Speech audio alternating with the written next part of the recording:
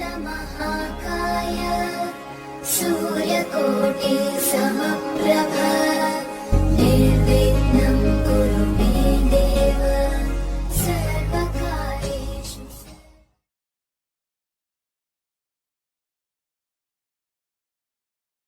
मेरे बहुत ही प्रिय और बेहद सम्मानित साथियों, हृदय की असीम गहराइयों से अभिनंदन, बहुत बहुत हार्दिक स्वागत। साथियों, ग्रहों के योग और ग्रहों की युतियां, इन दोनों को लेकर के जन सामान्य में बहुत सारी गलतफहमियां होती हैं। गलतफहमी सबसे बड़ी तो यही होती है कि यदि फला फला योग हमारी जन्म पत्रिका में है तो वो वैसा ही योग अगर किसी और की जन्म पत्रिका में है या किसी की भी जन्म पत्रिका में है, वो सभी जन्म पत्रिकाओं में समान ही परिणाम प्रदान करता है। ये बहुत बड़ी गलतफहमी है। साथियों, कोई भी योग चाहे उसका नाम एक ही हो, क्योंकि क्लासिकल तौर पर उसका नाम तो एक ही रखना पड़ेगा। यदि गुरु और राहु की युति किसी की भी जन्म पत्रिका में है तो उसको कहा तो चांडाल योग ही जाएगा, परंतु वो प्रत्येक लग्न में और उसमें भी प्रत्येक भाव में अलग अलग परिणाम प्रदान करता है। किसी के लिए वो सकारात्मक परिणाम प्रदान कर सकता है तो किसी के लिए नकारात्मक परिणाम प्रदान कर सकता है। इसलिए हम आज ये श्रृंखला लेकर के आए हैं। आज हम इसमें चर्चा करेंगे कर्क लग्न में चांडाल योग किस भाव में क्या परिणाम प्रदान करता है। साथियों, प्रत्येक लग्न के बारे में हमने चर्चा की है। यदि आप अपने लग्न से संबंधित एपिसोड देखना चाहते हैं तो यहां आई बटन में हम उसका भी लिंक दे रहे हैं ताकि जाकर के आप विस्तार से उसको देख सकें। राहु और गुरु दोनों जब एक साथ में युति करके किसी भाव में विराजमान हो जाएं तो अब उसमें यह देखना पड़ेगा कि उन दोनों की डिग्रियां क्या है। उसमें यह देखना पड़ेगा कि क्या गुरु राहु को खराब कर रहा है या राहु गुरु को खराब कर रहा है। दोनों ही स्थितियां जरूरी है। तो आइए साथियों, इससे पहले कि हम एक एक भाव में चांडाल योग के बारे में चर्चा करें, एक बेहद जरूरी सूचना कि हम हमारे प्रत्येक एपिसोड के अंत में किसी न किसी जातक के प्रश्न का उत्तर देते हैं और ये प्रश्न हमें प्राप्त होते हैं आप लोगों के ही द्वारा YouTube कमेंट के माध्यम से।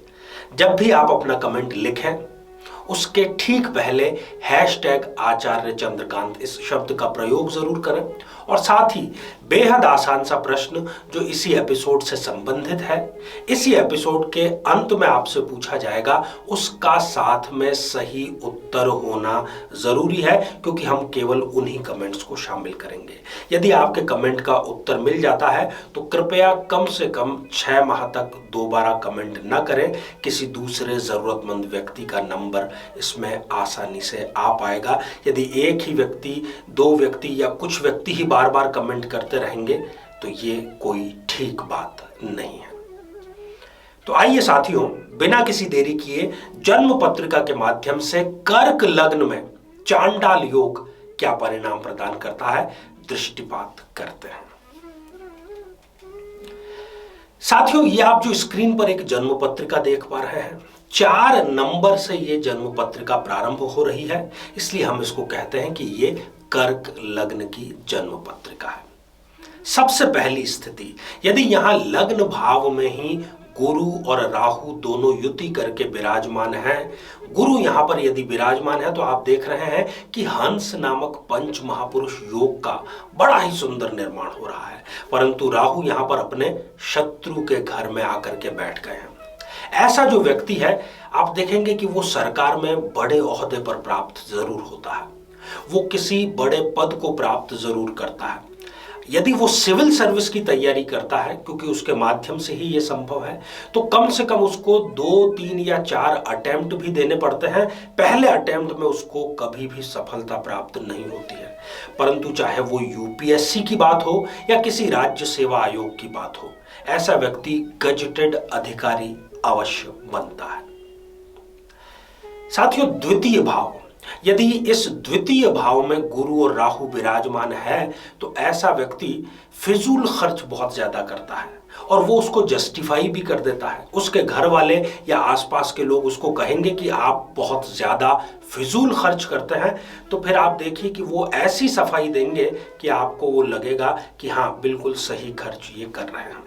वाणी इनकी हमेशा आप पाएंगे कि कर्कश वाणी के, कठोर वाणी के ये धनी होते हैं, पर दिल के उतने ही साफ होते हैं। किसी न किसी प्रकार के नशे के ये आदी हो जाते हैं। पर्यटन इनको बेहद पसंद होता है। इनके साल भर के कैलेंडर में कहीं ना कहीं घूमने का, नए स्थान पर जाने का ये प्रावधान अवश्य ही रखते हैं। और अनजान लोगों को मदद करने में इनको बड़ा मजा आता है। जिससे इनकी कोई जान पहचान नहीं है, कोई लेना देना नहीं है, उस व्यक्ति की भी ये मदद बिना किसी स्वार्थ के अवश्य करते हैं। साथियों, यदि तृतीय भाव जो कि पराक्रम का भाव है, साहस का भाव है, यदि यहां पर गुरु और राहु की युति है, तो ऐसे व्यक्तियों को शनिवार को विशेष सावधानी बरतनी चाहिए। आप ये नोट करेंगे कि जीवन में जितने भी इनके संकट या परेशानियां आती है, वो कहीं ना कहीं शनिवार को ही शुरू होती है। अपने परिजनों से इनकी हमेशा खटास बनी रहती है। परिजन बजाय इनका साथ देने के इनकी टांग बेहतर ढंग से कैसे खींची जाए, इसका ही षड्यंत्र रचते रहते हैं। इनको बहुत ज्यादा दूर, इसलिए मैं विदेश शब्द का जानबूझ करके इस्तेमाल कर रहा हूं, जन्म स्थान से बहुत ज्यादा दूर, या दूसरे शब्दों में कहें तो विदेश में जाकर के सफलता मिलती है। साथियों, यदि गुरु और राहु की यही युति चतुर्थ भाव, सुख भाव में विराजमान है, तो ऐसा व्यक्ति रिस्क लेने में कभी भी डरता नहीं है। और रिस्क लेकर के वो सफलता कैसे हासिल की जाए, इसकी एक मिसाल, इसकी एक नज़ीर, इसका एक उदाहरण अपने आसपास और अपनी कंपनी में जरूर देता है। लग्जूरियस लाइफ ऐसे व्यक्ति की होती है और ज़्यादा समय तक ये नौकरी नहीं करता, कुछ समय नौकरी करता है और उसके बाद में ये अपना बड़ा व्यापार खड़ा करता है। सफलता इनके कदम चूमती है।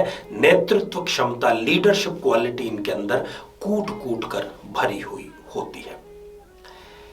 साथियों, यदि गुरु और राहु की यही युति पंचम भाव में विराजमान है, तो आप देख रहे हैं कि राहु देव यहां पर आकर के हो गए नीच राशि के, इसलिए ये इस व्यक्ति को उच्च शिक्षा प्राप्त करने नहीं देंगे। उच्च शिक्षा की यदि ये डिग्री प्राप्त कर भी लेंगे, तो उस डिग्री का इनके रोजगार में कोई योगदान नहीं होगा। दूसरा यहां पर नुकसान कि ये बार बार अपना लक्ष्य बदलते रहते हैं और इस प्रकार से वो लक्ष्य से हमेशा दूर ही रहते हैं।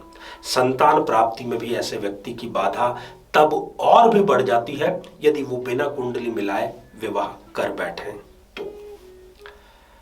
साथियों, छठा भाव जो कि एक त्रिक भाव है, यदि यहां पर गुरु और राहु की युति है, तो ऐसे व्यक्ति को शत्रु बाधा निरंतर आती रहेगी।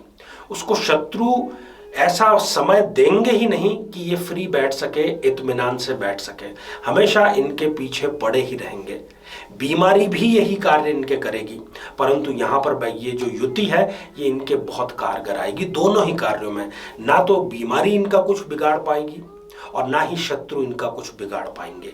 कठिन कार्य को करने में, चुनौतीपूर्ण कार्य को करने में इनको एक अजीब सा मजा आता है, एक अजीब सा नशा इनको होता है जब ये कठिन कार्य करते हैं। इनका जो ससुराल है वो बहुत ज्यादा दूर होता है, भौगोलिक दूरी की यहां पर बात कर रहे हैं। साथियों, सप्तम भाव, यदि इस सप्तम भाव में गुरु और राहु की युति है, तो आप देख रहे हैं कि यहां पर मकर राशि में गुरुदेव नीच राशि को हो गए। इनका अपने दांपत्य जीवन में लंबा विवाद चलता है, 1-2 साल नहीं, कई बार तो 5-5 साल तक वो विवाद चलता है, पर अंत में उसका सुखद अंत जरूर होता है और ये दांपत्य सुख का भी लाभ जरूर लेते हैं यदि ये समय रहते ग्रहों का उपाय कर लें तो। और नहीं तो शादी के तुरंत बाद ये युति इनका काम का नुकसान अवश्य करती है। चाहे ये नौकरी करें या ये व्यापार करें, शादी के तुरंत बाद कोई बड़ा घाटा इनमें इनको झेलना जरूर पड़ता है। साथियों, अष्टम भाव में यदि गुरु या राहु इन दोनों की युति है, तो ऐसे व्यक्तियों को हड्डियों से संबंधित कोई मेजर समस्या, बड़ी समस्या जरूर आती है। और इनके जो शत्रु हैं इनको कहीं दूर जाने की जरूरत नहीं है, इनके साथ में ही सदैव बने रहते हैं। ये बात अलग है कि इनको पता नहीं चल पाता कि ये जो मेरे साथ में रह रहा है ये मेरा साथी नहीं, ये मेरा शत्रु है। और इसी कारण से ये एक अज्ञात भय से हमेशा जूझते रहते हैं। साथियों, बात नवम भाव भाग्य भाव की। यदि यहां पर गुरु और राहु की युति है, चांडाल योग यदि है, तो ऐसे व्यक्ति का रुतबा जबरदस्त होता है। वो अपने स्वयं के कार्यों, अपने स्वयं के बलबूते एक रुतबा कायम करता है और समाज में उसकी एक प्रतिष्ठा होती है। वो साम दाम दंड भेद कब किस पे कैसे अप्लाई करना है, इसमें उसको महारत हासिल होती है और वो ठीक से अप्लाई करके और राजनीति में भी अपने झंडे अवश्य गाड़ता है। विदेश व्यापार से यदि ये व्यक्ति जुड़ जाए तो ये करोड़पति तो बहुत ही आसानी से बन सकता है। अत्यंत ही आशावादी होता है ये व्यक्ति, नकारात्मकता जैसे इनको छूती भी नहीं है। बात साथियों दशम भाव की। यदि कर्म भाव में यहां पर गुरु और राहु की युति है तो सरकारी प्रपंच के चक्रव्यूह में ये सदैव फंसे ही रहते हैं। किसी न किसी प्रकार का इनका सरकारी कार्य हमेशा लटका ही रहता है। ऐसा व्यक्ति एक से अधिक व्यापार करता है और व्यापार उसका सफल एक ही हो पाता है, परंतु चूंकि इनके अंदर एक इच्छा शक्ति होती है इसलिए ये बार बार नए व्यापार को ट्राई करते ही रहते हैं। साथियों, यदि 11वां भाव लाभ भाव, यदि यहां पर गुरु और राहु की युति है, राहु यहां पर आ गए उच्च राशि के। जीवन में उतार और चढ़ाव, 10 कदम आगे बढ़ना, वापस 5 कदम पीछे, फिर 10 कदम आगे, फिर 8 कदम पीछे। इनकी जो पूरी जिंदगी है उसका ग्राफ इस प्रकार से उतार और चढ़ाव से भरा रहता है। ऐसा व्यक्ति अच्छी खासी नौकरी छोड़ देता है या बहुत अच्छा रिश्ता जो उसके विवाह के लिए आता है वो भी छोड़ देता है राहु के कारण, और बाद में ये उसके लिए पछताता अवश्य है।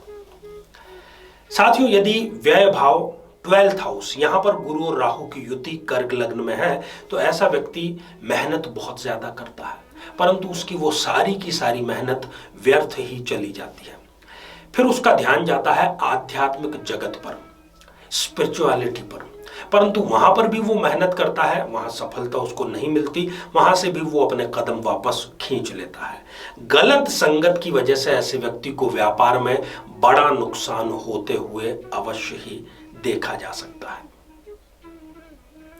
तो साथियों, आज हमने कर्क लग्न और उसके विभिन्न भावों में चांडाल योग की क्या प्रभावी भूमिका रहती है इसके बारे में बहुत ही संक्षेप में चर्चा की। आगे ये श्रृंखला हमारी जारी है। आइए साथियों, अब हम बढ़ते हैं आज के हमारे कमेंट के चरण की ओर। आज हमने कमेंट शामिल किया है आदर्श ठाकुर जी का, जो कि उन्होंने लिखा है नांगल पंजाब से।